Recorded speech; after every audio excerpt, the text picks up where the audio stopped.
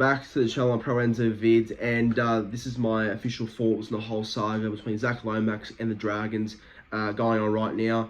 Now, obviously, yesterday we found out that Zac Lomax has secured a release at the end of 2024 to join a new club in 2025, which is still not confirmed yet where Lomax will be in 2025.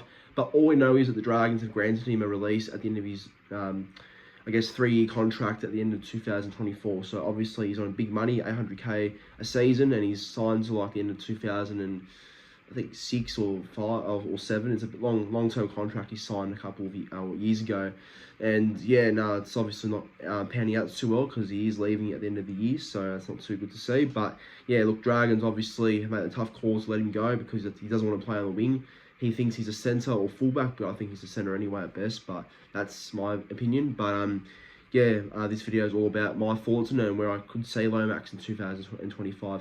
But as always, if you are a new viewer to the channel, please be sure to subscribe and like the video.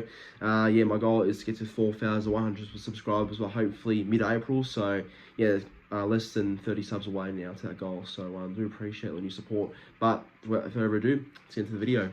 First and foremost, Zac Lomax is a very talented player. We know this. He's very talented. Obviously, things aren't working at the moment with his form and all that. But actually, you know what? I'll be honest. I think he's been going well so far. And I know he doesn't say he's a winger, but he's actually playing all right there on the wing. I won't lie. I mean, go back to the round 1 game against the Titans v Dragons at in the Gold Coast. You know, he played fantastic in that game. In that 28-4 win over the Titans for the Dragons. So, you know, like, obviously he's got potential. Obviously, there's always been that promise and hype for Zac Lomax because there's a reason, right? I guess a big factor and the reason why he may not be playing well sometimes and be a bit inconsistent with his performances is that I think he sort of believes things that he can't do. And I mean that as in, like, do the big play or become that sort of, that clutch player, which he isn't. Like, he tries to do these flick passes and all that. But that won't get you anywhere unless you're good at them. He's no Johnny Manu. Like, he can flick Lomax, but he can't, like, do a flick as in, like, it's going to be like a game match-winning sort of moment, you know? He's not that sort of clutch player. But what I can say is he's a very solid player, and he's a player that definitely has the credentials to be, you know, one of the best in his position. It's just that he's not at that stage yet. He's still trying to figure out his own game, I feel like. And we've seen what kind of player he is at his best, but we've also seen more of his worst and best, I feel like, most recently. So it's really up to Lomax to really dictate how his career wants to go. And I mean, 800k, that's a lot of money, so he's going to actually play up to that sort of standard week in, week out. I mean, who knows why he doesn't want to play on the wing that bad. I guess he's a player that wants to have the hands on the ball every single moment, but, you know, if I was playing Shane Flanagan, a coach under his sort of standards, yeah, I definitely want to, you know, play wherever he tells me to. So, I mean, look, I guess respect to Lomax, I guess he's definitely, you know, standing up to what he believes in, but yeah, it doesn't work in this sort of environment, in my opinion. But as in the clubs that probably are most likely to get Lomax, probably Parramatta, the Eels, and probably the Roosters too. But I guess with the Roosters, there's no shock. They want half the competition. So yeah, I guess that's no shock to anyone right there. But with Parramatta, I think Parramatta are a club that probably needs another outside back. You know, I look at their best back line on paper, in my opinion, it's probably Gufson at fullback. Wingers are Sevo and Sean Russell, and the centres are Will Penasini and Bailey Simonson. That's in my opinion their best back 5. And probably Russell and Simonson, one of them would have to make way if Lomax was to join the club, I feel like. Zac Lomax would fit that Parramatta system, I feel like. I think Eels need a quality outside back. And look, obviously Lomax's form as of recent, I mean, this year's been okay, like I said, but I guess as a sort of the last 2 years or last 12 months, obviously, I guess it's very inconsistent. And I think at Parramatta, under a coach like Brad Arthur, who's, you know, changed players' careers around before, like, he's already helped Bryce Cartwright regain confidence to be the player he is today. He's, you know, he's also sort of helped, I guess, players that, you know, weren't rated at other clubs do a good job so far. I mean, yeah, look, Joanne Hopgood's obviously upgraded his game as a backup Panthers player to now a full-time starting player for the Eels. So, you know, obviously Brad Arthur is that sort of coach that does get the best out of nearly any player.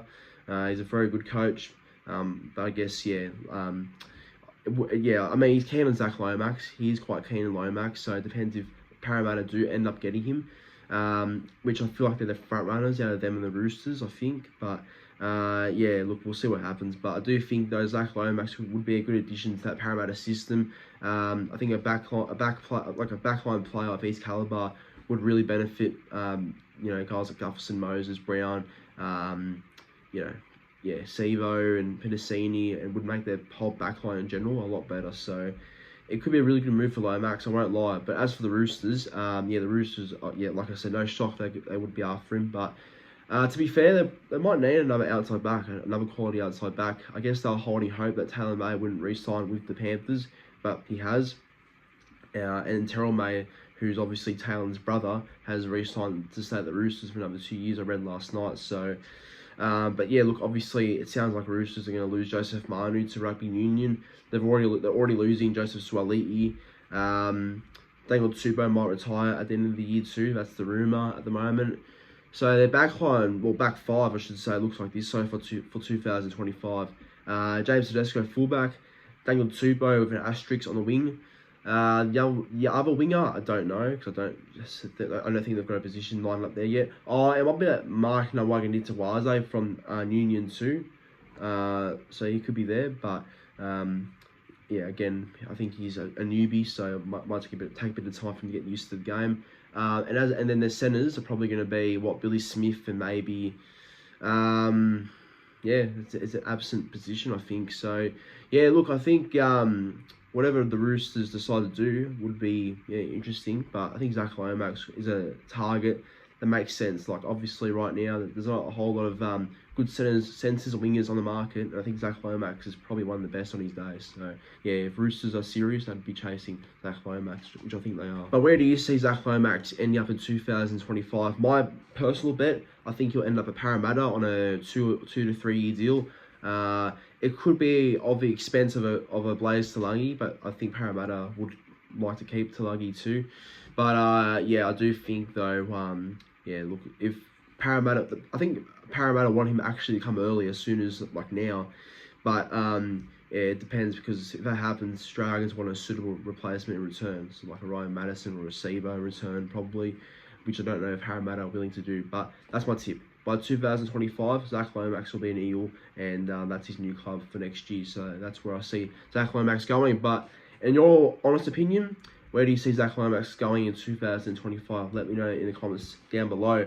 But as always, like this video and do subscribe to the channel if you are a new viewer watching right now, and help my goal of 4,100 subscribers. But yeah, look, thank you for watching, and hope you all enjoyed. See you in the next one.